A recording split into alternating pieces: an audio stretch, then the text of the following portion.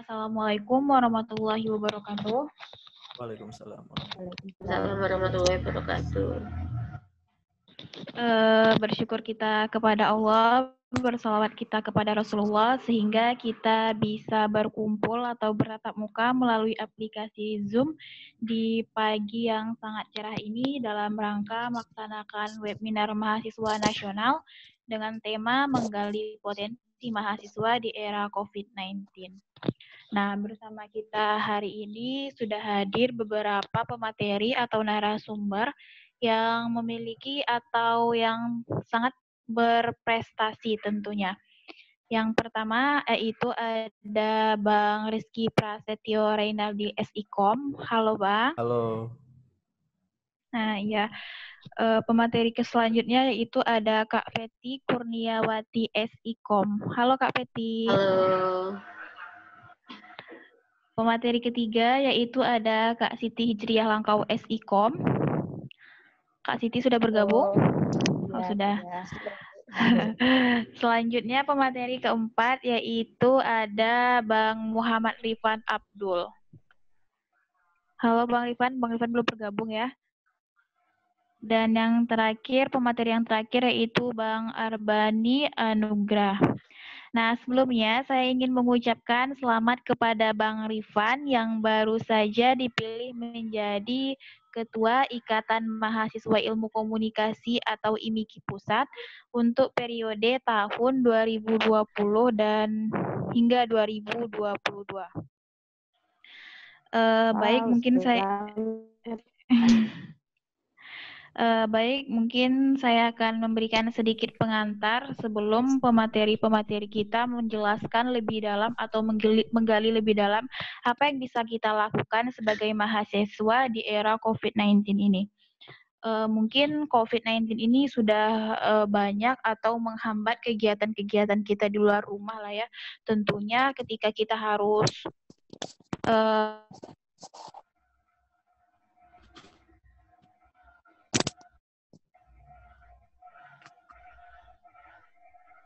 Halo, kedengeran? Berkomunikasi atau kita harus memperhatikan protokol oleh pemerintah. Nah, langsung saja kita jelaskan atau kita masuk ke materi pertama yaitu Bang Rizky Prasetyo. Bang Rizky Prasetyo ini Bang Rizky Prasetyo merupakan atau berasal dari Media Business Communication Konsulat dan Ketua Tim Pembentuk IMIKI Cabang Jakarta Raya. Telah banyak prestasi-prestasi yang telah diraih oleh Bang Rizky Prasetyo, salah satunya yaitu penghargaan Best Speaker Communication Student Summit 2.0 at University Erlangga Surabaya dengan tema Surabaya Smart City pada tahun 2016. Dan prestasi lainnya yang telah diraih oleh Bang Rizky Prasetyo yaitu sebagai wisudawan dengan tugas akhir terbaik Universitas Mercubuana pada tahun 2018. Sedangkan pengalaman-pengalaman kerja yang telah Bang Rizky Prasetyo lewati yang pertama yaitu sebagai reporter, orang media, dan talent kue vlog video pada tahun 2016 dan sebagai reporter di www.katamedia.co pada tahun 2017 hingga tahun 2019 dan sebagai content creator di channel YouTube Kata Media pada tahun 2018 hingga 2019. Nah, Bang Rizky Prasetyo, bagaimana sih atau apa sih yang harus kita lakukan untuk menggali potensi kita sebagai mahasiswa di era COVID-19 ini, Bang?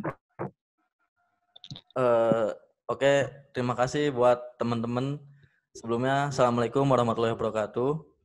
Waalaikumsalam warahmatullahi wabarakatuh. Sebelumnya, karena ini masih bulan Syawal ya, saya mengucapkan minal aizin wal faizin dulu untuk teman-teman semua. Mohon maaf lahir dan batin. Sebelumnya, gini teman-teman, bahwa sebetulnya kita di masa pandemi seperti ini ada hikmah yang bisa diambil gitu. Kita jangan berpikir bahwa dengan pandemi ini kita nggak bisa kemana-mana dan lain sebagainya. menggali potensi. Kita bahas temanya dulu ya, menggali potensi mahasiswa di era pandemi. Sebetulnya dengan teman-teman dari Badan Eksekutif Mahasiswa UIR mengadakan kegiatan webinar ini juga salah satu potensi gitu. Di saat mungkin mahasiswa lain sibuk dengan goyang mamah muda gitu kan. Terus mungkin mabar Free Fire dan lain sebagainya. Nah, teman-teman di sini tetap mengadakan, mungkin diskusinya nggak langsung ya, diskusi melalui Zoom juga mungkin teman-teman untuk mengkonsepkan acara ini. Ini salah satu potensi baik yang bisa digali. Nah, berbicara tadi, sebetulnya apa sih yang bisa digali oleh mahasiswa? Itu banyak banget teman-teman. Jadi kita ini simpel gini, kalian jangan menunggu COVID ini kapan sih selesai gitu. Kalian jangan menunggu kapan COVID ini selesai. Anggaplah COVID ini akan ada selamanya gitu teman-teman. Jadi justru dengan keadaan seperti ini, teman-teman harusnya lebih terstimulus untuk melakukan sesuatu untuk menggerakkan diri teman-teman gitu. Saya analogkan gini, siapa tahu dengan keadaan kita seperti ini, itu justru malah mempercepat revolusi industri dari 4.0 menjadi 5.0 gitu. Jadi semuanya dilakukan serba digital gitu, serba online, serba teknologi. Dan mungkin nanti kita lebih banyak sharing dan diskusi pada saat sesi tanya jawab sih. Mungkin di waktu yang pertama ini saya mau kasih gambaran ke teman-teman seperti ini. Kita semua saat ini berada di badai yang sama gitu. Kan? Karena pandemi ini tuh sifatnya bukan lagi berbicara tentang kota, provinsi, atau bahkan Indonesia, tapi ini dunia. Kita berada di badai yang sama. Kapal kita ini berbeda. Ya dong, ada orang yang bisa panik buying, ada orang yang bisa panik tapi dengan mahasiswa. Itu dalam kapal ini kita jangan menunggu, kita coba menyesuaikan layar kapal kita agar ya kapal kita ini bisa bergerak sesuai dengan keinginan kita. Mungkin untuk pertama itu aja ya, karena lebih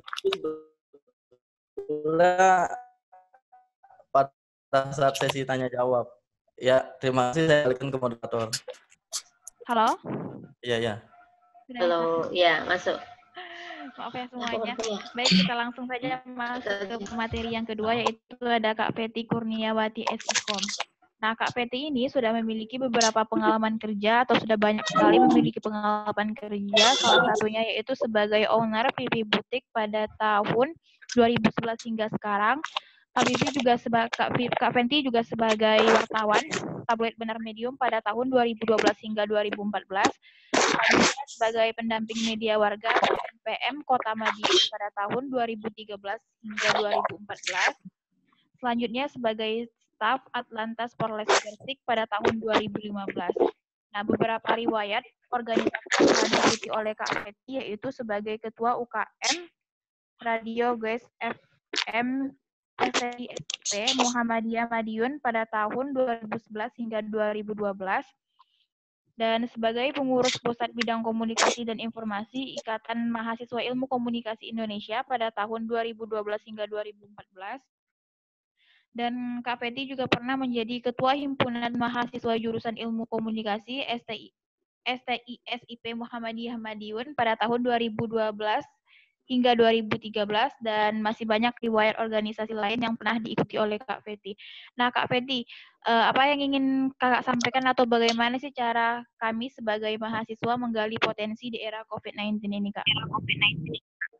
Assalamualaikum teman-teman semua, sehat semua ya yang gabung di webinar pagi ini.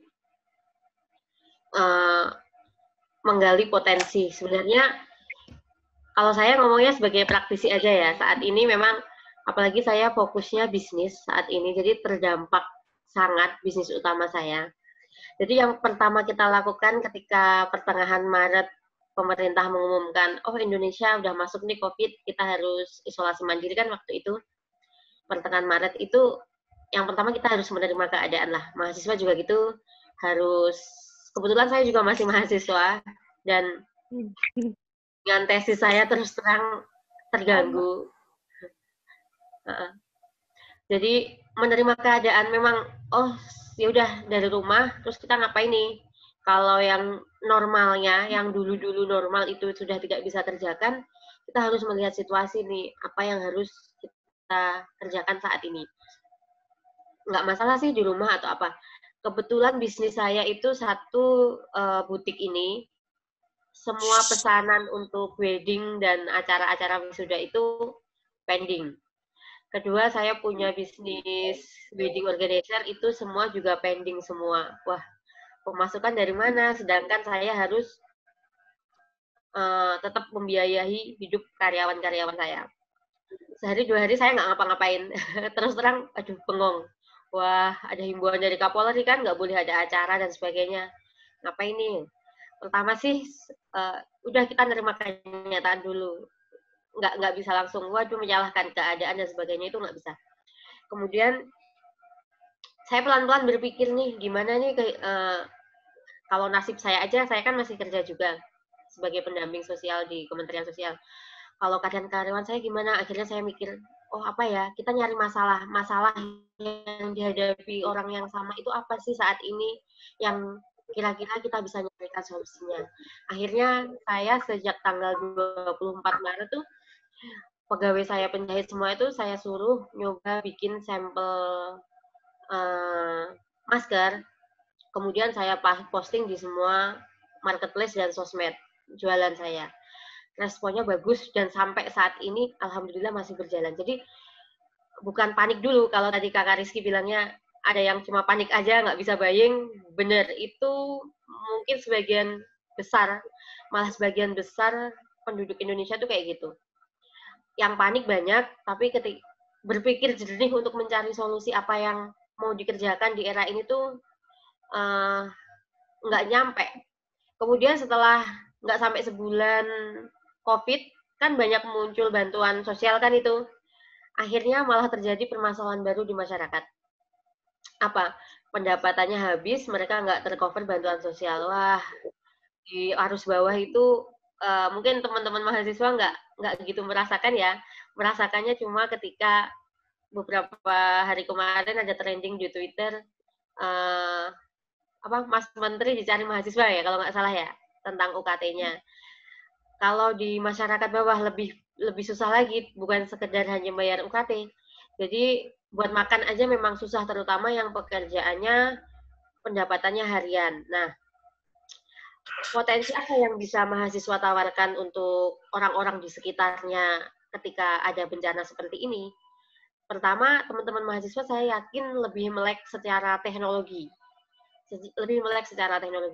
Saat ini saya ngomongnya teknis saja, nggak pakai teori. Bantu orang-orang di sekeliling teman-teman dengan memanfaatkan teknologi itu. Misal, satu, teman-teman bisa cover penjual-penjual makanan di sekelilingnya yang belum kedaftar di ojek-ojek online, yang belum ngerti delivery, itu bantu. Pedagang bakso keliling, pedagang sayur, dan sebagainya itu bisa teman-teman bantu melalui teknologi untuk menjalankan bisnisnya. Jadi, udah nggak saatnya teman-teman mahasiswa cuma jadi penonton. Beraksilah ke lapangan, lihat di sekelilingnya ada apa. Banyak banget, kalau masih bulan puasa kemarin kayak tukang beca, pedagang asongan, pedagang kaki lima itu dapat bantuan dari orang-orang yang ngasih kayak hampir parcel-parcel gitu ya, bantuan-bantuan buka puasa. Sekarang mereka kebingungan lagi, udah nggak musimnya orang ngasih-ngasih, ini ngapain lagi? Sedangkan COVID kita anggap saja lah bakal selamanya. Banyak penelitian yang saya baca itu minimal dampak ekonominya paling cepat 2 tahun baru mulai recovery. Bisnis-bisnis yang sifatnya mengumpulkan orang banyak, bisnis pariwisata, makanan, orang-orang pekerja harian yang pendapatannya hari itu dimakan itu juga, itu yang paling berdampak. Jadi teman-teman bisa mulai lihat di sekelilingnya, manfaatkan ilmu komunikasi teman-teman, mulai dari bikin konten, mengemas produk mereka menjadi lebih bagus, bantu mereka mengenal teknologi, bahkan kalau ada waktu mungkin bisa juga bantu memasarkan langsungnya. Jadi nggak usah yang jauh-jauh, coba lihat di RT atau RW-nya aja berapa orang yang terdampak. Bantuan sosial selesai bulan depan. Kalau sudah tidak ada bantuan lagi, apalagi, sedangkan dampak ekonomi nggak selesai selama 3 bulan, 4 bulan nggak selesai. Paling nggak 2 tahun kita akan hidup dalam keadaan seperti ini. Ya, jadi nggak lihat sekeliling dulu lah, lihat sekeliling. Nggak usah meratapi, aduh aku nggak kuat nih, itu pikir nanti. Sekarang lihat sekeliling gimana. Ya, dari saya itu dulu Kak Salmi. Oke, baik. Makasih Kak Feti. Jadi teman-teman, apa yang disampaikan oleh Kak Feti tadi mungkin menurut saya sangat menginspirasi. Khususnya kita mahasiswa ilmu komunikasi harus memanfaatkan ilmu yang kita dapatkan di kampus dengan membantu atau memperhatikan orang-orang di sekitar kita yang mungkin pemikiran atau pola pikirnya tidak sampai ke teknologi yang ada pada zaman sekarang ini. Begitu ya Kak Feti. Nah, kita lanjut ke pemateri ketiga, yaitu ada Kak Siti Hijriah Langkau SIKOM. Halo Kak Siti. Iya, halo. Nah, beberapa riwayat organisasi yang pernah diikuti oleh Kak Siti, yang pertama yaitu di Radio Bagia FM pada tahun 2013 hingga 2014. Selanjutnya pernah mengikuti Dewan Perwakilan Mahasiswa Fakultas pada tahun yang sama, yaitu 2013 dan 2012 hingga 2013. Pernah juga mengikuti Perhumasan Muda Malang pada tahun 2013 hingga 2015. Dan pernah juga mengikuti IMIKI Cabang Malang pada tahun 2013 hingga 2014, serta riwayat organisasi lainnya. Sedangkan riwayat kegiatan lain yang pernah diikuti oleh Kak Siti ini yaitu pernah mengikuti kegiatan di Malang Post, Buletin Merdeka, website University of Merdeka Malang, mengikuti media harian komentar, mengikuti atau bekerja sebagai website Humas Sekjen DPR RI, sebagai Elvara FM, YouTube, dan Unpad Radio. Nah, langsung saja kita dengar bagaimana penjelasan dari Kak Siti tentang bagaimana menggali potensi mahasiswa di era COVID-19 ini. Oke. Terima kasih buat moderatornya tadi yang udah memperkenalkan sedikit cerita ya tentang CV-nya tadi. Nah, sebelumnya Assalamualaikum warahmatullahi wabarakatuh. Waalaikumsalam warahmatullahi wabarakatuh. Nah, sehat ya teman-teman yang ada di dalam Zoom ini. Terima kasih buat kesempatannya yang udah memberikan kesempatan pada saya untuk berbagi sedikit ilmu mungkin sama pengalaman saya yang udah saya alami selama ini dan pada saat COVID ini, gitu kan, sesuai tema yang udah kita sepakati ini, menggali potensi di era COVID. Nah, sama kayak Kak Feti tadi, mungkin saya melihatnya dari segi praktisinya ya, dari segi praktisinya. Bisa juga sih dari segi akademisinya. Jadi menggabungkan antara teori yang udah pernah kita alami di kuliah tentang ilmu yang ada di ilmu komunikasi maupun marketing dan lain sebagainya, terus kita kaitkan dengan praktiknya di era COVID sekarang, gitu kan. Ya, ada 3 perspektif sih, ada 3 perspektif menurut saya untuk menggali potensi mahasiswa di era COVID ini. Itu yang pertama, perspektif yang pertama adalah mulai dari kita. Kenapa mulai dari kita? Mulai dari kita itu adalah hal yang kecil, tapi maknanya sangat besar. Jadi mulai dari kita aja dulu, dari hal yang terkecil. Jadi nggak usah terlalu berpikir misalnya, oh mulai dari kita saya mau buka usaha ini, saya mau punya bisnis ini, saya mau kerja di sini, saya mau jadi pegawai, saya mau jadi kerja di BUMN dan lain sebagainya. Nggak usah berpikir mimpi yang terlalu muluk-muluk gitu kan. Dari hal yang kecil aja dulu. Misalnya contohnya mulai dari kita jadi wirausaha gitu kan. Misalnya di wirausaha. Jadi wirausaha itu banyak lingkupnya. Jadi nggak cuma wirausaha yang aku mau jadi wirausaha misalnya yang punya pabrik atau apa, nggak usah, dari hal kecil aja dulu, dari rumahan, dari usaha rumahan atau usaha yang kecil-kecilan, mulai dari situ. Itu perspektif yang pertama. Terus perspektif yang kedua itu tentang persuasif. Kalau udah mulai dari kita bisa mengajak orang lain atau teman-teman kita, orang-orang di sekitaran kita gitu kan. Persuasif itu mungkin dibutuhkan yang namanya power, kekuatan gitu kan. Kita mengajak orang pun kita harus sadar dengan diri kita gitu kan. Kita harus punya kekuatan. Misalnya aku mengajak si A untuk berwirausaha atau misalnya kolaborasi dengan usaha yang aku punya gitu kan. Sedangkan di sepak terjangnya atau di track recordnya aku nggak punya kapasitasnya, nggak punya kapabilitasnya, ya aku nggak bisa juga mengajak atau mempersuasi orang lain gitu kan. Nah, jadi kita harus persuasif orang yang ada di sekitar kita gitu kan. Ketika kita mempersuasif orang lain, maka yang akan dihasilkan itu adalah sebuah pemberdayaan. Nah, pemberdayaan itu nggak hanya di diri kita, tapi di orang lain di sekitar kita, dari lingkup terkecil kita dulu kan. Setelah persuasif udah kita lakukan, maka kunci ketiganya itu adalah tentang konsistensi, gitu kan. Jadi ketika mahasiswa itu dia udah punya usaha, dia udah punya UMKM, dia udah bisa mengajak teman-temannya, dia udah bisa mengajak atau memberdayakan orang lain di sekitarnya, tapi dia nggak bisa konsistensi atau nggak bisa ada rasa uletnya atau rasa tekunnya, itu sama aja bohong, gitu kan. Jadi ketika dia udah punya usaha kecil-kecilan, UMKM, dia udah bisa mengajak orang lain, maka dia harus terapkan yang namanya konsistensi, konsisten gitu loh. Karena nggak bisa kita pungkiri, ketika kita punya usaha atau kita mau memulai menjadi wirausaha, itu akan banyak banget cemooh, akan banyak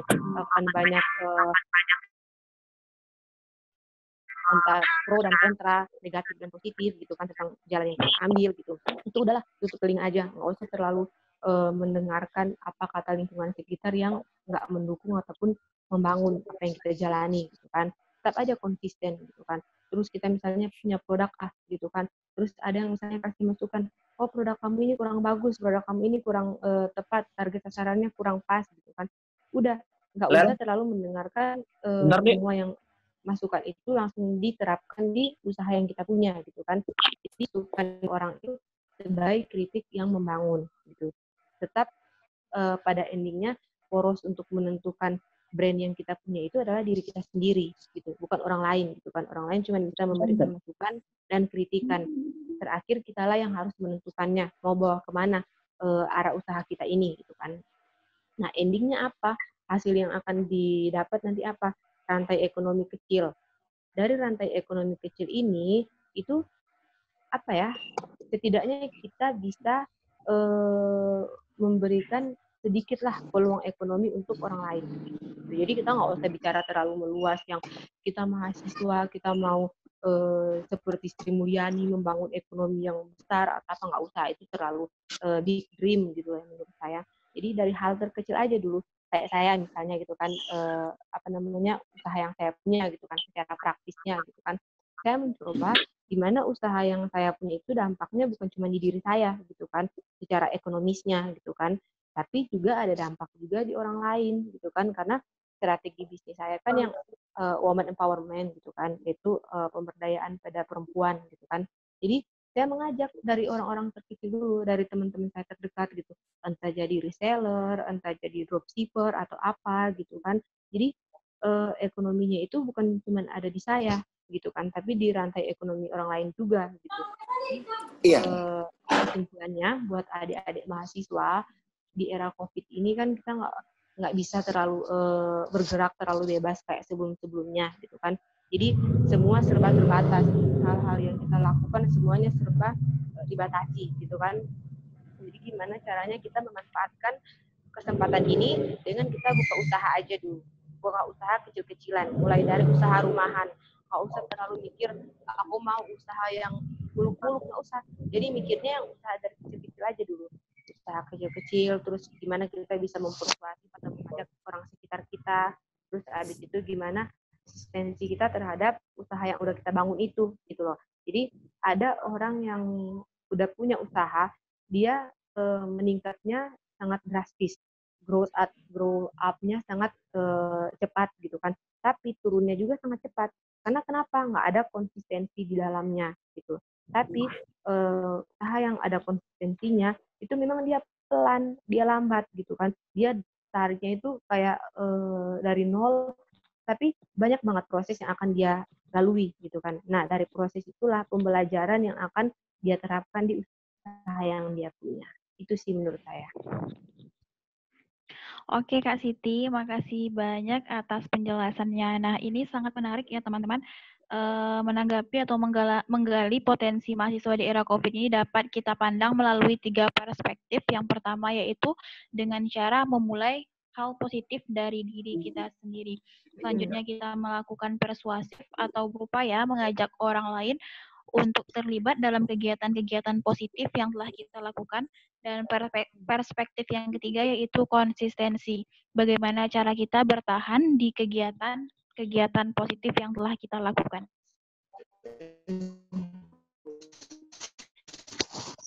Nah, selanjutnya kita langsung ke pemateri yang keempat, yaitu ada Bang Muhammad Rifan Abdul. Halo Bang Rifan. Halo. Bang Rifan baru bergabung ya Bang. Saya ucapkan selamat ya Bang. Selamat menjadi Ketua IMIKI Pusat pada periode 2020 hingga 2022.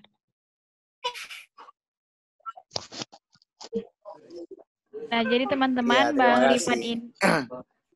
Rifan ini telah banyak meraih prestasi-prestasi. Salah satunya yaitu memenangkan Lomba Debat Bahasa Indonesia tingkat Provinsi Gorontalo dan memenangkan Lomba Debat Nasional UII Yogyakarta. Terus juga pernah mengikuti peserta Indonesia Millennial Movement perwakilan Provinsi Gorontalo. Dan pernah juga mengikuti koordinasi steering komite rapat kerja nasional IMIKI di Jakarta. Nah, beberapa riwayat organisasi yang pernah diikuti oleh Bang Rifan juga sangat banyak. Yang pertama yaitu Pradana Pramuka Bantara tingkat SMA Negeri 1 Lemito. Dan organisasi yang kedua yaitu Ketua Bidang 1 Pramuka Dewan Kerja Cabang Powoto. Dan organisasi yang ketiga yaitu Ketua Bidang Humas OSIS SMA Negeri 1 Lomoto. Dan organisasi-organisasi yang pernah diikuti masa kuliah juga sangat banyak. Salah satunya yaitu sebagai Ketua Umum Himpunan Mahasiswa Ilmu Komunikasi UNG pada tahun 2018. Juga sebagai Ketua Umum Senat Mahasiswa Fakultas Ilmu Sosial pada tahun 2012. Dan menjadi Ikatan Mahasiswa Ilmu Komunikasi Indonesia pada tahun 2020 atau pada tahun sekarang ini. Nah, Bang Rifan, bagaimana nih atau apa sih yang harus kita lakukan sebagai mahasiswa untuk menggali potensi kita di era COVID-19 ini, Bang? Iya, terima kasih Salmi. Bismillahirrahmanirrahim. Assalamualaikum warahmatullahi wabarakatuh. Waalaikumsalam. Siang semua, maaf bisa bergabung.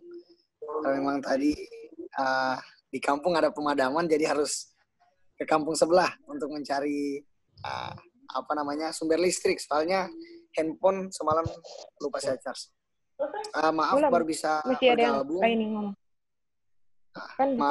Baru bisa bergabung teman-teman, abang-abang semua. Mohon maaf kalau berlebihan soal CV-nya karena memang itu CV dikirim ke ketua panitia untuk keperluan daftar kegiatan kemarin, jadi langsung dikirim aja. Terima kasih atas undangannya teman-teman dari Riau. Salam hormat dari saya.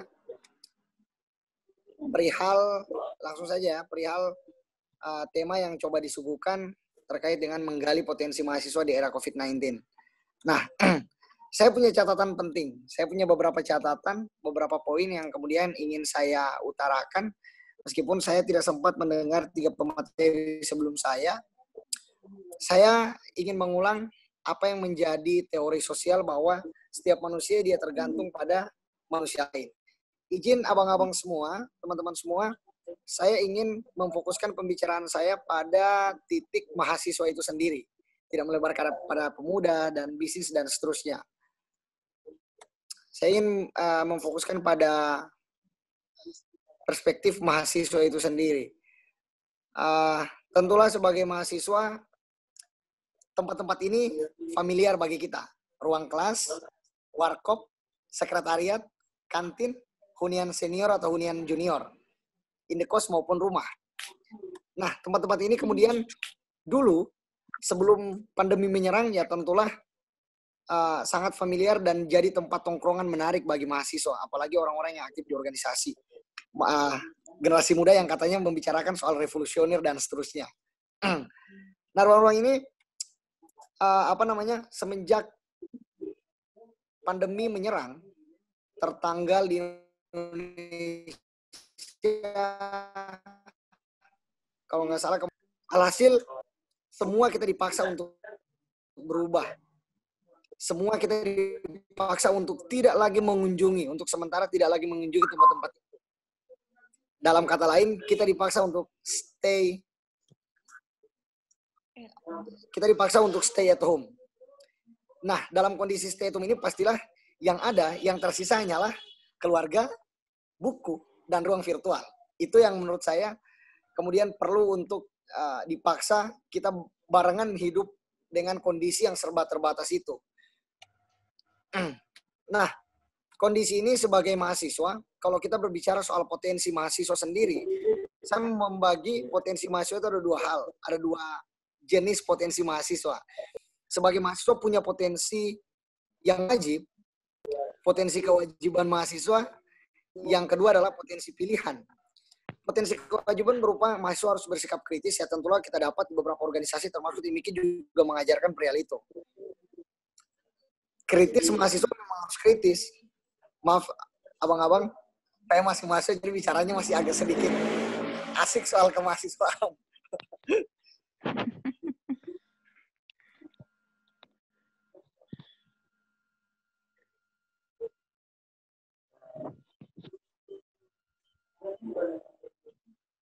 Halo, Bang Rifan.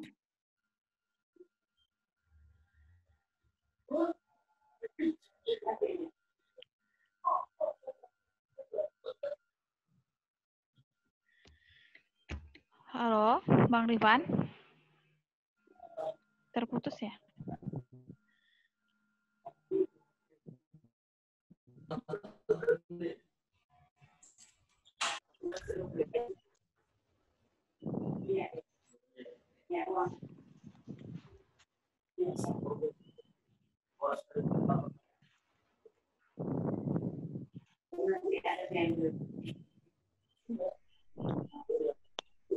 Maaf teman-teman, mungkin jaringan dari Bang Rifan atau pemateri kita tadi terputus. Kita skip dulu atau kita lanjutkan saja dulu ke pemateri selanjutnya, yaitu ada Bang Arbani Anugrah atau yang akrab kami sapa dengan Bang Ari. Halo Bang Ari. Halo, Assalamualaikum. Ya, Waalaikumsalam. Nah, teman-teman, Bang Ari ini merupakan domisioner Badan Eksekutif Mahasiswa Fakultas Ilmu Komunikasi UIR periode 2018 hingga 2019. Nah, Bang, mungkin langsung saja nih, Bang, apa sih yang harus kita lakukan atau bagaimana cara menggali potensi kita sebagai mahasiswa di era COVID-19 ini? Oke, bismillahirrahmanirrahim. Assalamualaikum warahmatullahi wabarakatuh. Salam kenal teman-teman semuanya, dari teman-teman yang udah berbicara sebelumnya tadi udah disampaikan juga sama moderator. Nama saya Arbani Anugrah. Jadi langsung aja karena waktunya singkat teman-teman. Masya Allah banget tadi pemateri-pemateri sebelumnya udah banyak berbicara gimana sih kita cara menggali potensi diri kita di era pandemi ini, di era COVID ini. Sampai saat ini pun kita masih merasakan, mungkin untuk di Pekanbaru sendiri, sekarang sedang berlaku yang namanya new normal, atau proses normal yang baru.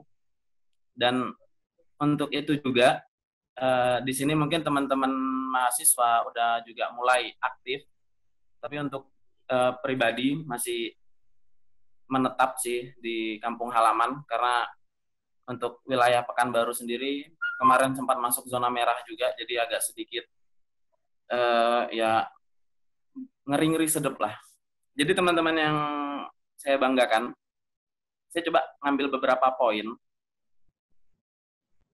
untuk gimana sih cara kita untuk menggali potensi diri kita di era COVID ini. Saya coba 5 poin untuk kita masuk nanti gimana cara kita untuk menggalinya. Yang pertama, Coba kita percaya diri dulu. Maksudnya percaya diri itu gimana? Kita tahu diri kita siapa, kita tahu diri kita itu bagaimana diri kita. Kadang kita itu coba untuk kenal dengan orang lain, tapi kita lupa untuk kenal sama diri kita. Kita coba bela-belain untuk mengenal seseorang itu melebihi diri kita. Padahal kita tuh belum kenal-kenal banget sama diri kita. Nah, jadi coba kenali diri kita dulu. Kita nih hobinya apa sih? Kesukaan kita itu apa? Udah itu kita tuh nyamannya bagaimana? Dari segi pekerjaan, dari segi apapun itu.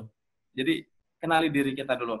Yang kedua, membangun rutinitas secara konsisten. Nah, setelah kita kenal diri kita tahu hobi kita apa, kita tahu kita itu ahli di bidang apa, coba deh jalanin itu dengan konsistensi. Jadi konsisten, walaupun kecil, walaupun nggak besar, jadi tetap step by step-nya ada. Udah tuh rutinitasnya itu tetap konsisten. Hari ini harus lakukan, besok juga gitu. Nah, setelahnya selalu tingkatkan kemampuan diri. Jadi jangan stuck di situ-situ aja. Kadang kita itu udah ngerasa bangga, oh ini udah cukup banget nih. Enggak, kita harus ngerasa kurang selalu. Jadi kita ngerasa kurang, tapi jangan sombong. Nah, itu intinya tuh. Kita boleh ngerasa kurang, tapi kita jangan sombong. Karena kalau kita ngerasa, oh udah cukup nih, udah apa. Kadang kita jadi berbangga diri gitu kan. Kita ngerasa, wah, ya udah, apa yang adik kita punya itu udah cukup bagi kita. Jangan kayak gitu, karena masih banyak orang yang lebih daripada kita. Jadi kita harus ini terus, berlomba terus. Lalu, menghindari penundaan. Jangan ditunda. Walaupun malas, kerjakan. Walaupun kita malas, itu tetap kita kerjakan. Jadi, kayak contohnya hal kecil skripsi.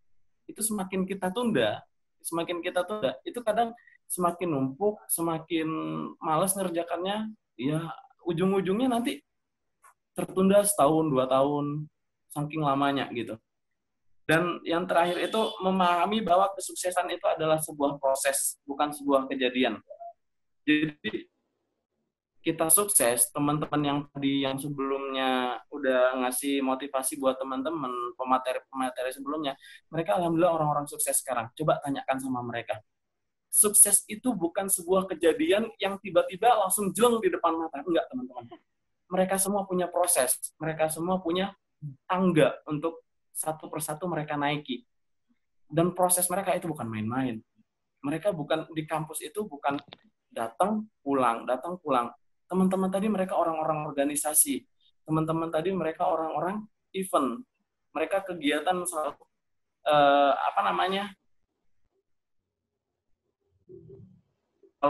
tekun. Alhamdulillah mereka sukses sampai sekarang ini. Jadi itu sih 5 poin yang saya coba kasih kita untuk menggali potensi diri. Kayak kita di rumah coba kita renungin nih. Kita ini apa sih? Hobi kita itu apa? Suka kita itu apa? Nah, coba dari situ step by step-nya tadi ada. Nah, itu aja sih teman-teman dari saya. Lebih dan kurang mohon maaf. Bila taufiq wal hidayah. Assalamualaikum warahmatullahi wabarakatuh. Waalaikumsalam warahmatullahi wabarakatuh. Oke, terima kasih Bang Ari atas penyampaiannya yang sangat memotivasi menurut saya. Ada 5 poin yang harus kita gali atau yang harus kita ketahui sebagai mahasiswa untuk menggali potensi kita sendiri. Yang pertama yaitu percaya diri, selanjutnya membangun rutinitas secara konsisten dan meningkatkan kemampuan diri, menghindari penundaan, serta memahami bahwa sebuah kesuksesan merupakan sebuah proses yang harus kita lalui. Nah, Bang Rifan, apa sudah bergabung? Sepertinya belum ya, langsung saja kita masuk ke sesi tanya-jawab. Kepada teman-teman yang ingin bertanya, saya persilakan.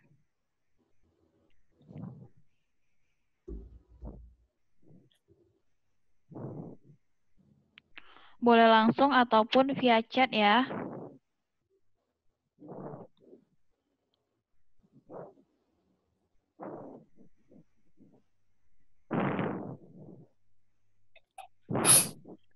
Sudah ada yang ingin bertanya?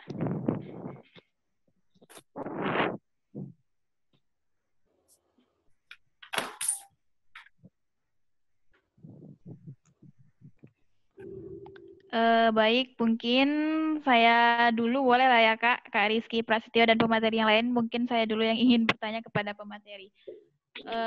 Pemateri, pertama pertanyaan saya ini ditujukan atau saya ingin bertanya kepada Kak Rizky Prasetyo Rinaldi.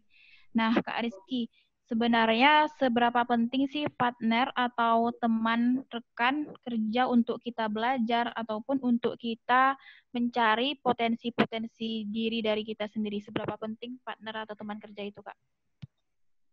Ya. Oke, terima kasih moderator. Sebetulnya dalam kegiatan sebenarnya ini sih yang saya tunggu-tunggu gitu, sesi tanya jawab. Kenapa? Karena di dalam komunikasi atau biasa saya sering isi materi di kampus dan lain sebagainya, saya lebih suka berbicara dengan audiens gitu daripada berbicara kepada audiens, ya kan? Saya lebih suka berbicara dengan audiens daripada kepada audiens. Karena kalau berbicara dengan audiens, jatuhnya kayak ngomong sama siapa gitu. Tapi kalau kita interaktif, saya berbicara dengan audiens itu. Seberapa penting sih partner di dalam menggali potensi dari mahasiswa? Jadi gini, teman-teman, bahwa kita poinnya di sini nih. Kalau saya ini balik lagi pakai bahasa sederhana aja ya, karena nggak usah terlalu teoritis atau akademis gitu. Kita tidak mungkin mengeluarkan sesuatu kalau tidak kita masukkan. Itu apa ya kata kunci gitu. Kita tidak mungkin mengeluarkan sesuatu yang kita tidak masukkan. Contoh gini, teman-teman kalau ngumpul atau nongkrong atau diskusi dengan pecinta K-pop di kantin, nanti di kelas teman-teman ceritakan itu adalah tentang K-pop. Teman-teman di kantin kumpul atau nongkrong dengan organisatoris atau aktivis kampus. Nanti di kelas teman-teman berbicara tentang kebijakan kampus dan lain sebagainya. Jadi penting memilih partner. Tapi bukan berarti kita ini, jadi gini, pemikiran kita itu harus eksklusif teman-teman. Tapi pergaulan kita itu inklusif. Ya, sekali lagi, pemikiran kita harus eksklusif, tapi pergaulan kita harus inklusif. Kenapa saya katakan? Karena jelas Bapak Pendidikan kita, Ki Hajar Dewantara, pernah berkata bahwa jadikan setiap orang sebagai guru dan jadikan setiap tempat sebagai sekolah. Gitu. Jadi kalau untuk perihal belajar, itu kita boleh dengan siapa saja dan di mana saja. Dengan pemabuk pun kita bisa belajar bahwa oh, memabuk itu nggak baik. Dengan pecandu narkoba pun kita belajar gitu, oh pecandu nggak baik gitu. Itu poinnya di situ. Jadi penting mencari partner, mencari lingkungan, karena percaya kalau teman-teman bergaul dengan 7 orang sukses atau 7 orang hebat, percaya dan yakin teman-teman akan menjadi orang yang ke-8. Mungkin itu aja sih moderator. Nanti pertanyaan selanjutnya kita diskusi. Terima kasih. Terima kasih atas penjelasannya. Kepada teman-teman, ada yang ingin ditanyakan atau ingin diskusikan? Bang Rifan udah bergabung nih bersama kita. Halo Bang Rifan. Halo. Maaf. Oke Bang Rifan, mungkin kita skip dulu ya sesi tanya jawabnya. Mungkin Bang Rifan boleh dilanjutkan nih penjelasan dari Bang Rifan sebelumnya tadi. Iya baik, maaf teman-teman. Jaringan emang masih ngadat. Jadi udah sampai di mana tadi ya? Saya potensi mahasiswa. Nah, potensi yang berikut saya percepat ya. Potensi berikut adalah potensi pilihan. Dalam potensi pilihan, mahasiswa menurut pandangan saya dan saya bagi dalam 2 klasifikasi itu adalah setiap mahasiswa atau setiap individu harus memiliki keahlian yang berbasis keilmuan. Yang berikut harus berjejaring. Yang berikut adalah multidisiplin ilmu dan beragam wawasan. Nah, teman-teman, karena pandemi menyerang, beberapa tempat yang familiar di kita terpaksa harus kita tinggalin. Kita beralih ke ruang virtual kebanyakan. Nah, sekarang bagaimana cara kita menggali potensi-potensi tersebut Dan sebagaimana yang diutarakan oleh pemateri sebelum tadi, Abang Rizky Renaldi, sebagai mahasiswa yang terbiasa dengan kehidupan atau model pembelajaran di dalam kelas, saya kiranya ini kita harus beradaptasi. Nah, ini tamparan juga bagi kita menurut saya. Karena memang kebiasaan kita belajar yang terkungkung dalam kelas, belajar yang terkungkung dalam sekretariat, tidak sedikit mahasiswa yang hingga saat ini kesulitan untuk beradaptasi belajar di ruang virtual. Tidak sedikit. Banyak yang menganggap ini bahwa tidak efektif, tidak efisien, dan seterusnya. Sebenarnya kalau saya menyimpulkan, kondisi ini memberitahu ke kita bahwasanya kita memang tidak siap dalam kondisi ikut akan perkembangan teknologi.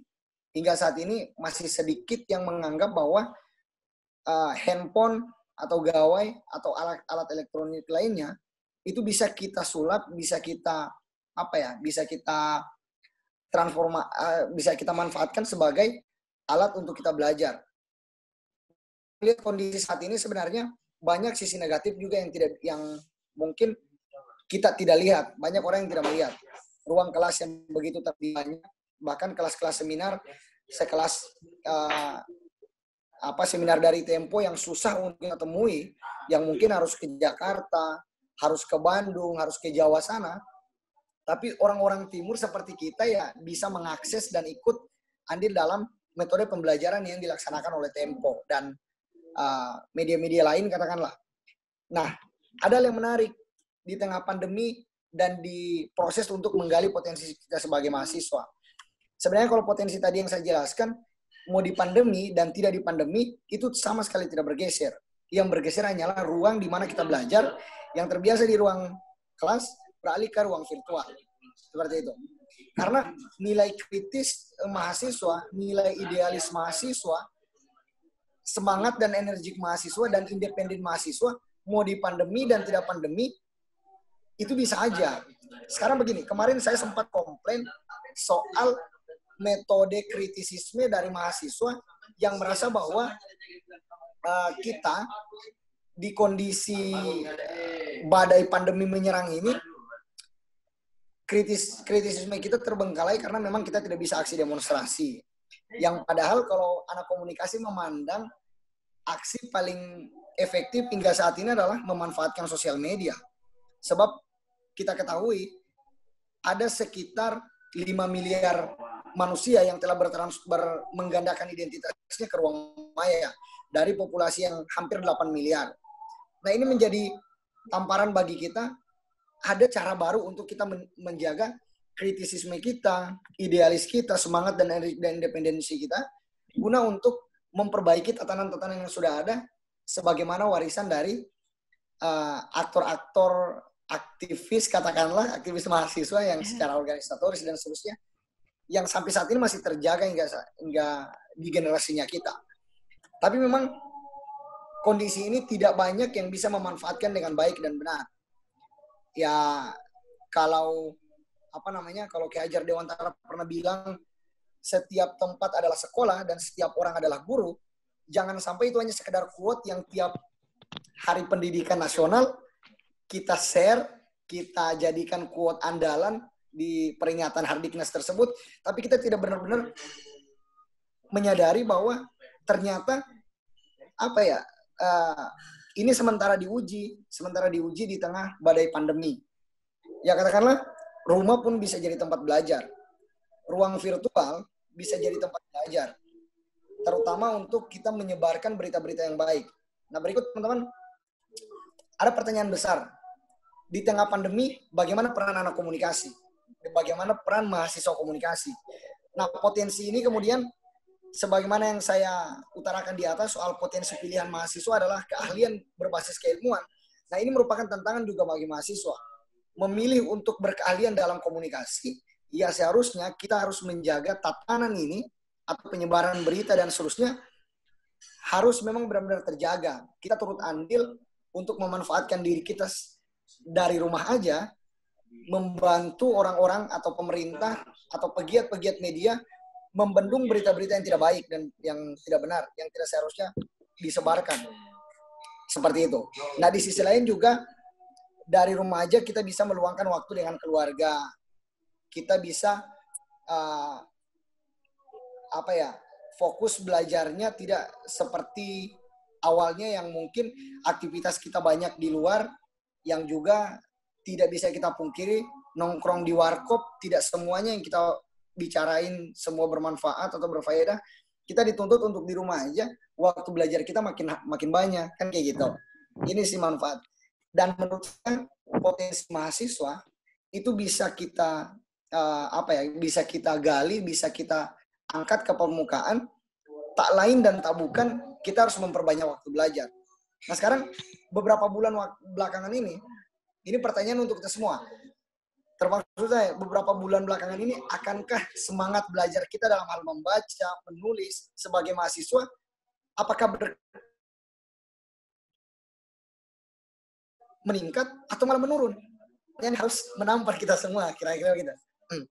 Berapa banyak berita yang kemudian kita share, berapa banyak kemudian seberapa besar kemudian upaya kita membendung perihal yang tidak seharusnya dibagikan atau bahkan merusak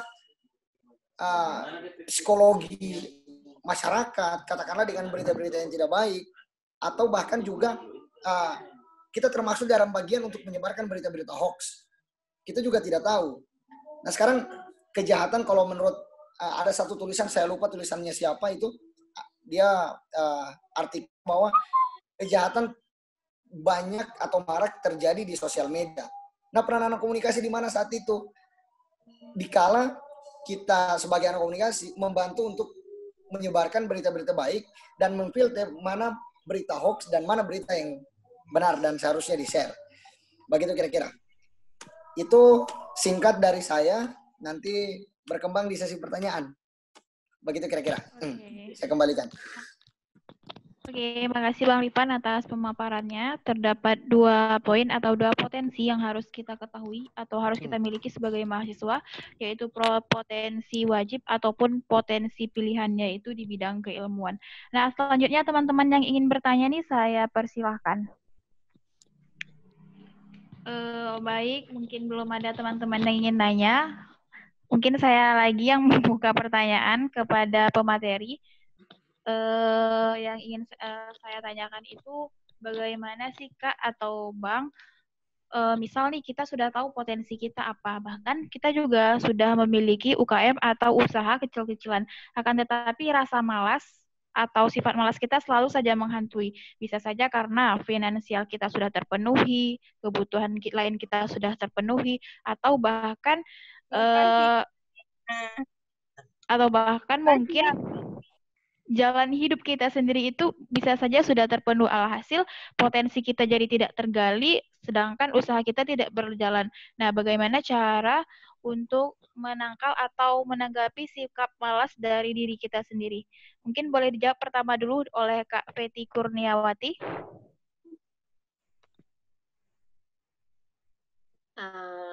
Terima kasih Kak Salmi. Jadi gini, malas karena emang itu rata-rata anak muda itu malas. Ngapain kita harus menghasilkan ekonomi sedangkan beasiswa ada, mungkin orang tua mampu. Kalau kita berpikirnya cuma tentang kita aja, kita nggak akan sampai kemana-mana, ya cuma kita saat ini aja. Jadi kita berpikirnya ketika kita punya pengetahuan yang lebih, ilmu yang lebih, jaringan yang lebih, pikir orang-orang yang tidak seberuntung kita. Jadi ketika pandemi ini justru, ini contoh aja ya, ketika pandemi, hari biasa karyawan saya itu yang di butik saya itu cuma 5 orang. Pandemi ini berkembang malah jadi 15 orang. Jadi penjahit-penjahit yang nggak ada yang jahitin, yang usahanya tutup, semua itu malah bisa saya rekrut. Jadi ketika berpikirnya, oh segini aja kita udah cukup, itu kita nggak akan kemana-mana. Tadi seperti yang kakak siapa bilang ya, jangan merasa puas, bukan berarti kita mau sombong. Enggak, karena selama kita punya kemampuan yang lebih, jaringan yang lebih, ide yang lebih dari kebanyakan orang, kita bisa manfaatkan itu untuk pemberdayaan orang di sekitar kita. Mereka yang akses komunikasinya kurang, akses jaringannya kurang, permodalannya kurang, bisa kita berdayakan lewat usaha kita itu. Jadi kalau kita mikirnya udah nggak ke diri kita sendiri, insya Allah malasnya udah nggak ada, Kak. Oke, Kak Peti, makasih penjelasannya. Nah, kalau Kak Siti, bagaimana itu Kak? Atau gimana tanggapan Kakak tentang pertanyaan yang telah saya sampaikan tadi? Halo, cek. Ya, halo. Oh ya, boleh diulangi nggak pertanyaannya tadi apa? Nah, ya gini Kak. Jadi mungkin kebanyakan mahasiswa atau mungkin diri saya sendiri itu memiliki sifat malas yang selalu saja menghantui. Kadang mungkin kita telah memiliki potensi atau bahkan kita juga telah menjadi seorang wirausaha atau memiliki UKM kecil. Tetapi pola pikir atau sikap malas itu masih saja menghantui. Itu bagaimana cara menanggapi atau bagaimana tanggapan dari Kakak? Oh iya. Oke, terima kasih ya. Kalau menurut saya sih, cara menanggapi sikap dari seorang mahasiswa yang dia misalnya udah punya UMKM atau dia udah punya usaha, tapi tetap aja punya rasa malas atau rasa down atau rasa yang cepat puas atau rasa yang tidak mau terlalu ingin berkembang, itu menurut saya itu hal yang biasa, hal yang normal terjadi kepada mahasiswa gitu kan, apalagi yang baru mau memulai usaha-usaha kecil gitu kan, sejenis UMKM gitu kan.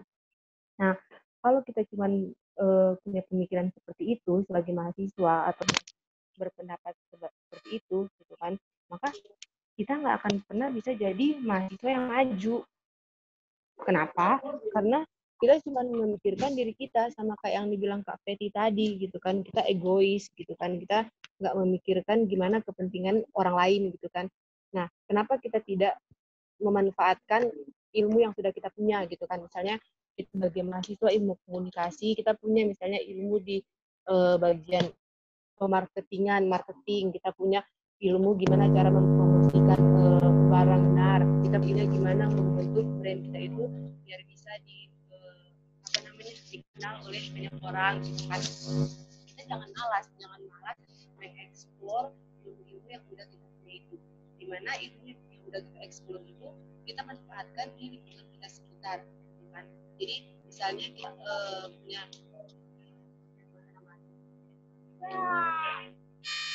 lain.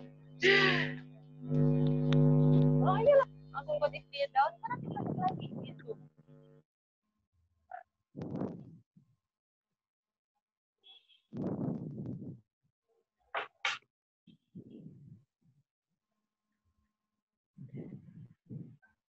Oh, Kak Siti.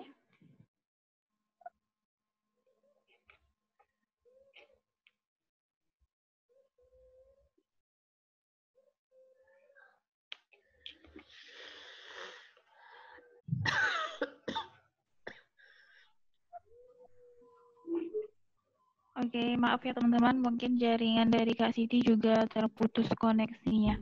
Nah, untuk teman-teman yang ingin bertanya atau ingin berdiskusi dengan pemateri kita ini, saya persilahkan boleh via chat juga. Aku ingin bertanya. Ya, dengan siapa? Boleh kenalkan nama? Perkenalkan, nama saya Rizky, saya dari Komwir. Ingin bertanya ke Bang Rizky Renaldi. Ya, siap. Gini Bang, apa tips dari Abang agar kita tetap survive dengan keadaan, namun kita tetap ingin produktif? Kenapa? Apa tips dari Abang agar kita tetap survive dengan keadaan, namun di keadaan begini kita tetap ingin produktif? Oke, ya. Terima kasih. Jadi kalau tips dari saya itu adalah ini teman-teman.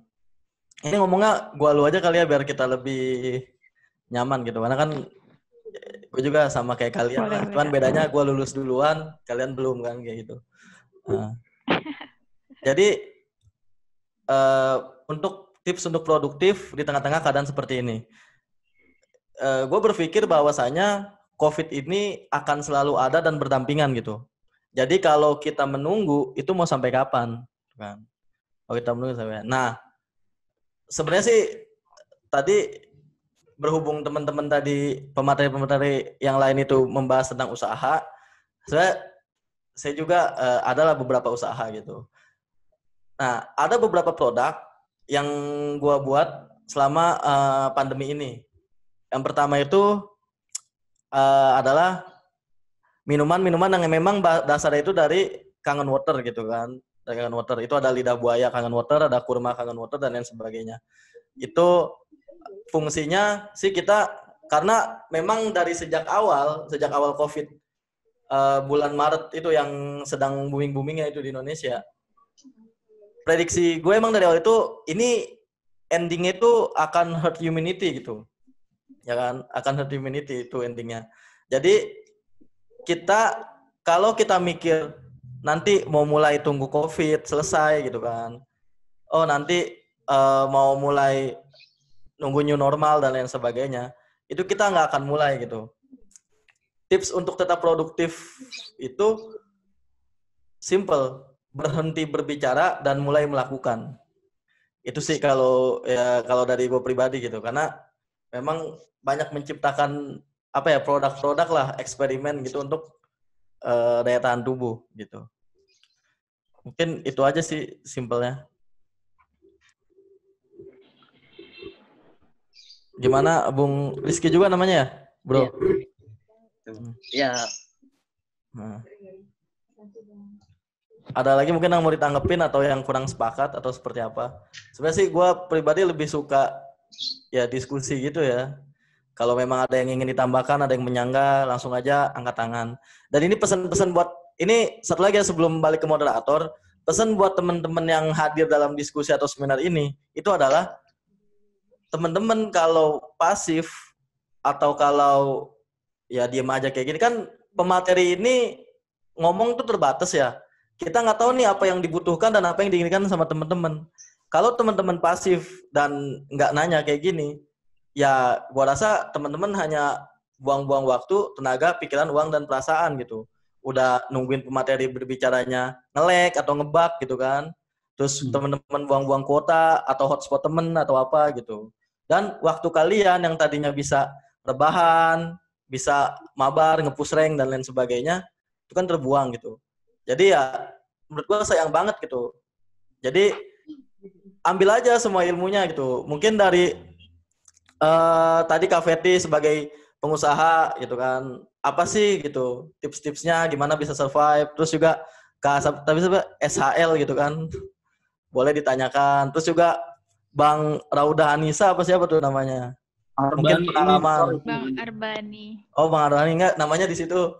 Iya. Tadi ngelihat Rifan ketum Imiki, gue ngeliat Rifan ngomong tuh kayak gue beberapa tahun lalu gitu, kayaknya semangat banget sebagai mahasiswa gitu kan. Nah karena sekarang posisi udah lulus dan udah nikah, udah nggak bisa tuh ngomong kayak gitu. Udah, ya maksudnya sayang banget gitu, teman-teman harusnya ya tadi aktif kita diskusi. Ya ini kan kita juga jumpa mungkin cuman di kesempatan kali ini gitu kan. Yeah. Mungkin itu aja sih, balik ke moderator. Oke, teman-teman, saya kembalikan ke teman-teman. Ada yang ingin ditanyakan atau ingin diskusikan dengan pemateri kita hari ini? Itu di chat, kayaknya ada yang mau nanya tuh di chat. Oke, Zoom kita chat. lihat dulu. Ya, ini ada dari Daivan. Daivan, boleh langsung saja yang ingin ditanyakan apa? Daivan Sandi.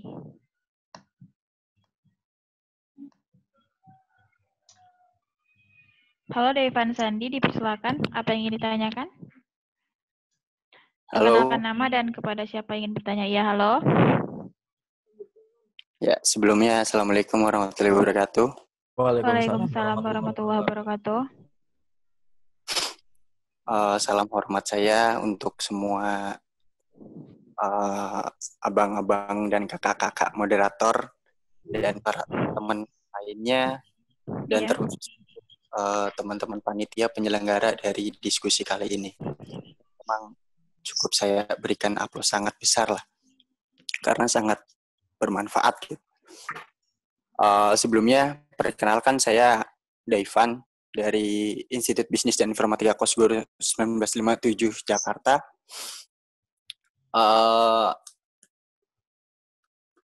Dari awal saya coba pahami ya alur dari diskusi kali ini yang memang bertemakan potensi mahasiswa di era COVID, cukup menarik. Yang memang sedikit narasi, kalau boleh sedikit narasi coba saya lantunkan. Memang ketika berbicara potensi mahasiswa atau menggali potensi mahasiswa atau mungkin bersentuhan langsung juga dengan produktivitas dari mahasiswa yang memang sudah jauh berbeda dari sebelum sekitar 4 bulan yang lalu belum dihadapkan oleh COVID, lalu sekarang sudah dihadapkan oleh COVID, sehingga sedemikian rupa pastinya bakal banyak perubahan dan bakal harus banyak persiapan untuk kedepannya. Mungkin kalau berbicara potensi mahasiswa, berbicara lini mahasiswa yaitu pendidikan, yang memang menurut data survei Komisi Perlindungan Anak Indonesia itu bahkan produktivitas cara pengajaran formal pun sekarang menurun ya presentasinya, yaitu dengan tatap mukanya itu menurun. Yang memang lebih sering dilakukan oleh para pengajar di Indonesia itu hampir 87% hanya menggunakan interaksi chatting. Mungkin langsung masuk ke dalam pertanyaan. Di sini saya ingin mengajukan 2 pertanyaan. Yang pertama, bagaimana praduga dari abang-abang dan kakak-kakak moderator, pemateri, bagaimana praduga ke depannya akan produktivitas mahasiswa ketika meninjau faktor atau aspek yang memang bisa dipertimbangkan itu sekarang kondisinya seperti ini gitu kan. Dari aspek informasi pun serangan psikologis yang memang dihadapkan oleh para teman-teman mahasiswa sudah demikian rupa, lalu hingga akhir terbatas untuk sosial, bertatap muka, bertemu, ya duduk melingkar bareng seperti layaknya mahasiswa seperti pada. Jadi gimana nih pendapat dari kakak-kakak ke depan mengenai produktivitas dugaan apa sih yang kira bakalnya kayaknya mahasiswa ke depan bakal kayak gini deh gitu kan ketika menimbang hal apa. Lalu pertanyaan kedua terkhusus kepada Bang Rifan, Ketum PPI MIKI ya, terpilih atau sudah dilantik. Ya, di sini saya ingin menanyakan bagaimana gagasan dari Bang Rifan sendiri agar produktivitas bisa menularkan stimuli lah, agar produktivitas dan eksistensi dari ini selalu terawat. Karena saya lihat aja, kalau menurut saya office media sosial Instagram aja menurut saya informatif lah ya. Jadi gimana nih ketika Bang Rifan bisa menaungi dari 5 wilayah 1, 2, 3, 4, 5 yang memang terbagi dari seluruh Indonesia, mahasiswa seluruh Indonesia juga, sosok Bang Rifan sebagai pemimpin utama lah ya, yang memang terpandang bisa memberikan stimuli positif, yang memang bisa, yang tadinya mahasiswa itu rebahan minimal bisa berdiri lah. Itu seperti apa? Terima kasih, moderator dan para pemateri lain. Oke, baik. Devian Sandi, terima kasih atas pertanyaannya. Mungkin Bang Rifan boleh langsung dijawab.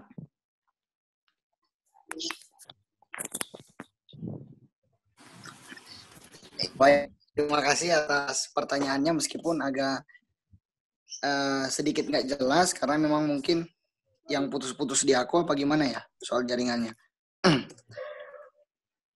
Moderator bisa diulang pertanyaan yang khusus ke saya karena hanya di part terakhir saja yang bisa saya dengar.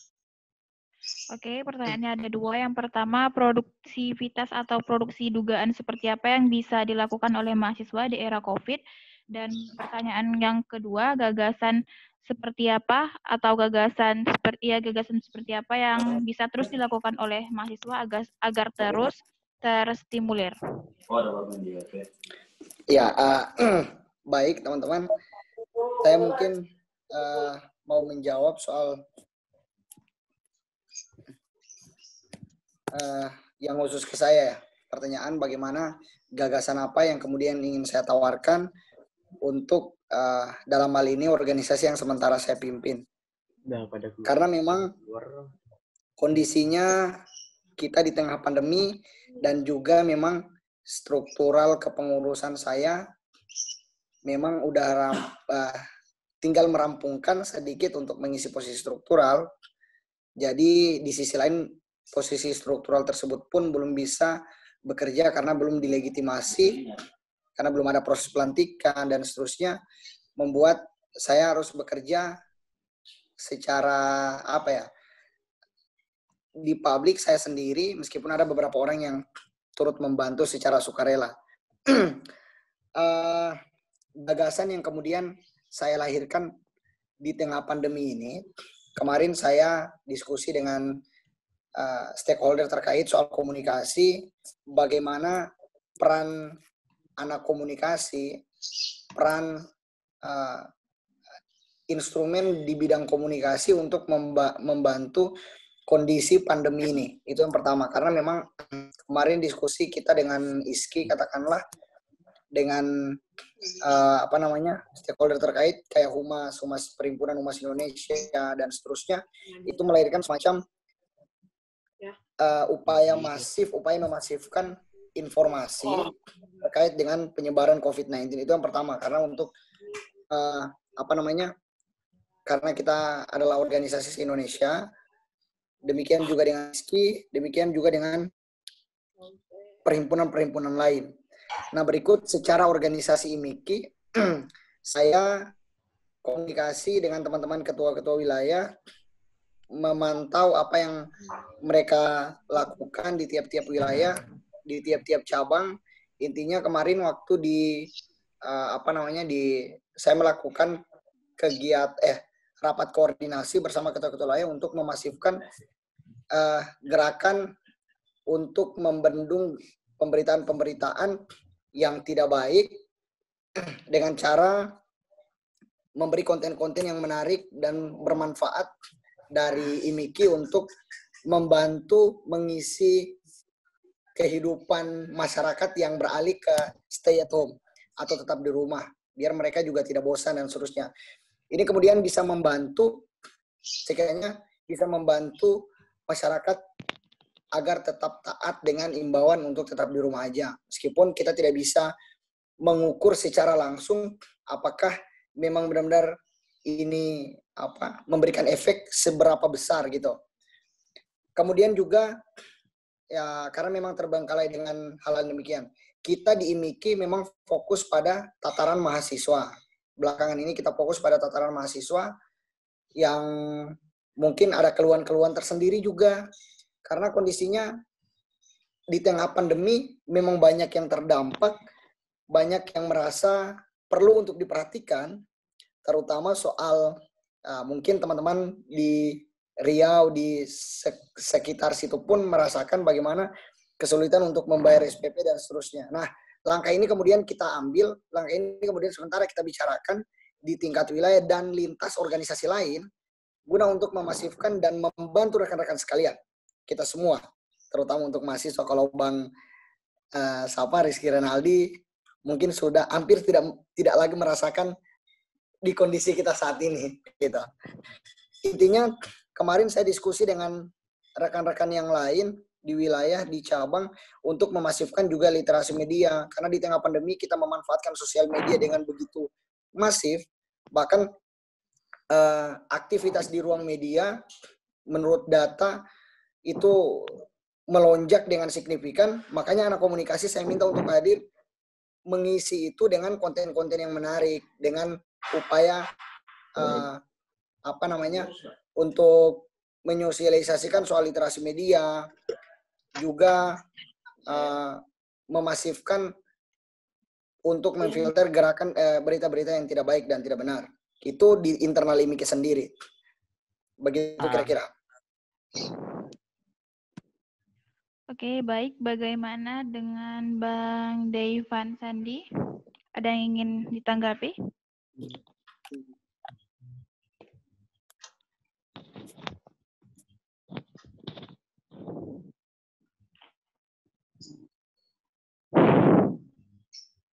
Halo Bang Devan Sandi, ada yang ingin ditanggapi? Cukup. Tapi sedikit sanggahan ya. Kalau berbicara tadi awalnya adalah belum adanya pelantikan dan masih terbatasnya ruang geraknya, berarti sedikit koreksi. Yang di pamflet berarti kan sudah menyebutkan Ketua Umum PPI MIKI ya, ataupun di official Instagramnya juga sudah menyebutkan Ketua Umum, bukan Ketua Umum terpilih, karena belum tahap lah. Mungkin seperti itu saja. Mungkin untuk pertanyaan umum yang bisa pemateri lainnya. Oke, baik. Mungkin pertanyaan yang pertama dari Bang Devian Sandi. Yang pertama, kira-kira dugaan produktivitas seperti apa yang bisa digagas oleh mahasiswa di era COVID? Mungkin pertanyaan ini bisa langsung dijawab oleh Bang Ari atau Bang Arbani Anugrah. Ya, bismillahirrahmanirrahim. Makasih Bang Devan tadi. Siapa? Iya, yang udah ngasih pertanyaan. Gimana sih ke depannya mahasiswa kita ngelihat dari keadaan yang sekarang gitu untuk beberapa bulan ke depan atau beberapa tahun ke depan? Saya coba ngambil dari segi positifnya dulu. Karena yang pertama, untuk saat ini, untuk masalah perkuliahan, kita stay at home, untuk di rumah aja. Dan untuk di ruang-ruang kelas juga nggak ada, pertemuan tatap muka kita jarang banget. Udah itu, untuk silaturahmi bareng teman-teman, kita nongkrong bareng teman juga jarang. Jadi, untuk kedepannya gimana sih? Yang pertama, saya yakin banget, mahasiswa Indonesia umumnya, atau mahasiswa kita, mereka itu orang-orang yang kreatif banget, orang-orang yang luar biasa. Saya ambil contoh kecil, Zoom ini itu banyak banget sebelum pandemi, orang itu nggak kenal.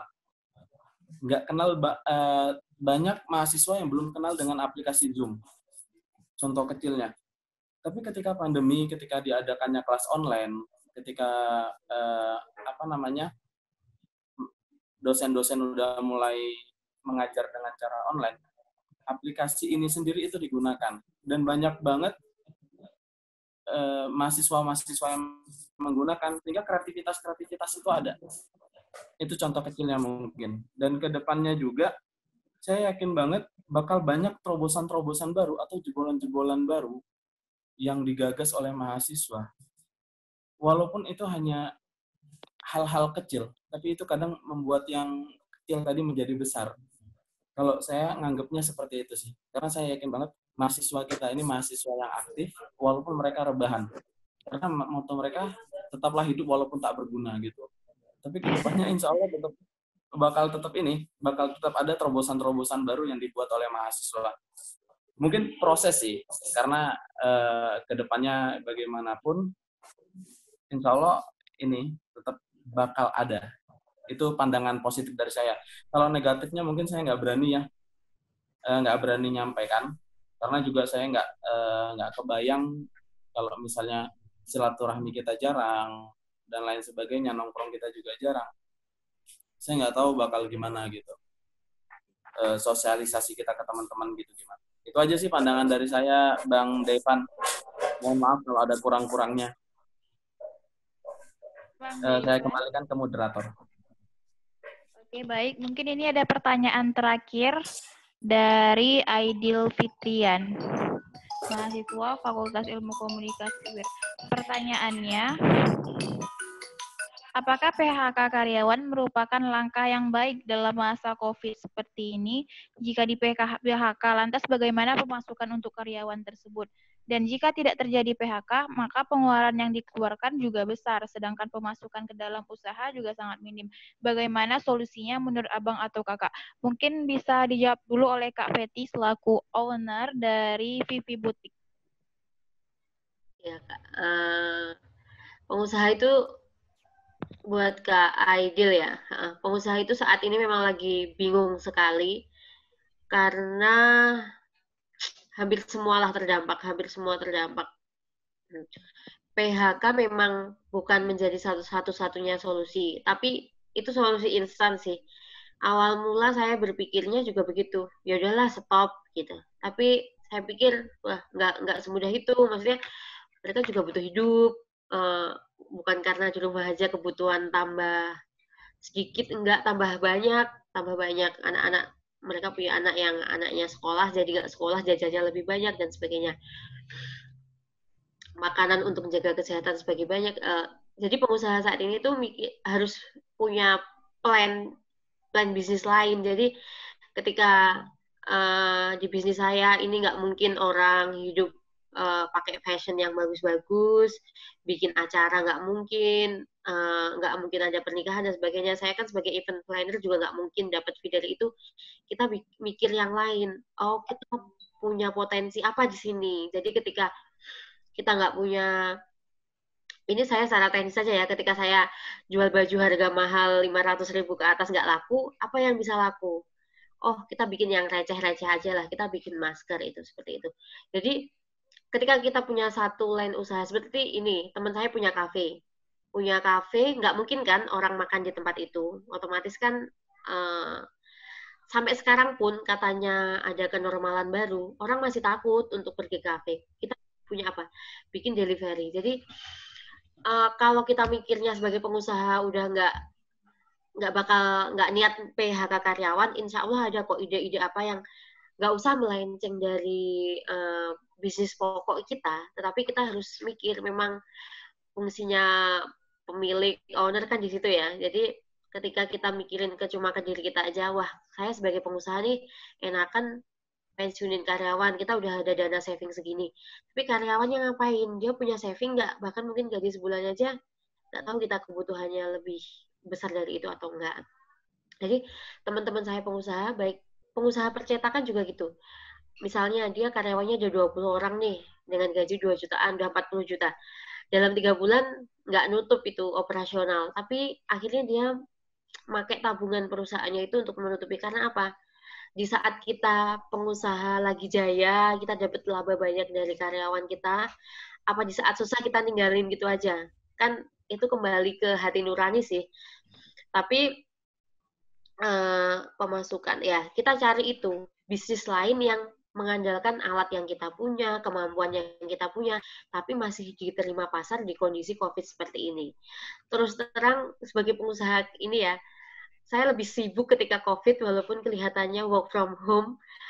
Saya malah nggak ada waktu banyak untuk hal lainnya, malah terlalu banyak mikirin ke bisnis ini, orderan menjadi lebih banyak dan sebagainya. Jadi jangan menyalahkan situasi, mengenali diri, mengenali keadaan, kemudian kita mencari solusi dari permasalahan yang ada, kita sesuaikan solusi apa yang kita bisa berbuat dalam saat itu. Gitu. Kalau dari saya seperti itu, Kak. Oke. Bagaimana dengan Aidil?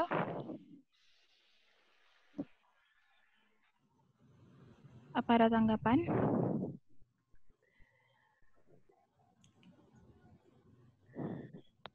Baik, mungkin terkendala karena jaringan ya teman-teman. Mungkin sampai di sini dulu diskusi atau webinar mahasiswa nasional kita hari ini yang dapat saya simpulkan dari apa yang telah disampaikan oleh pemateri tadi, bahwa banyak sekali hal-hal yang bisa kita lakukan sebagai mahasiswa untuk menggali potensi diri kita.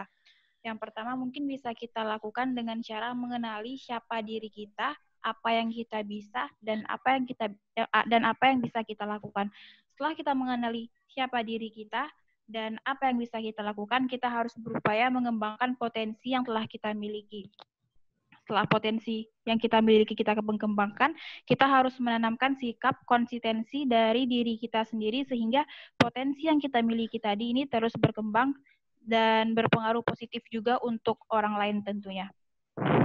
Nah, sebelum kita mengakhiri seminar ini, mungkin kita sesi foto bersama dulu dari aplikasi Zoom ini. Sudah, oke. Terima kasih banyak kepada pemateri-pemateri kita yang telah menyampaikan ilmu dan memberi gagasannya untuk kita semua pada hari ini. Saya Salim Miftah Hidayah selaku moderator atau pembawa acara atau pembawa kegiatan hari ini. Mohon maaf apabila ada kesalahan-kesalahan kata. Kurang dan lebihnya saya mohon maaf.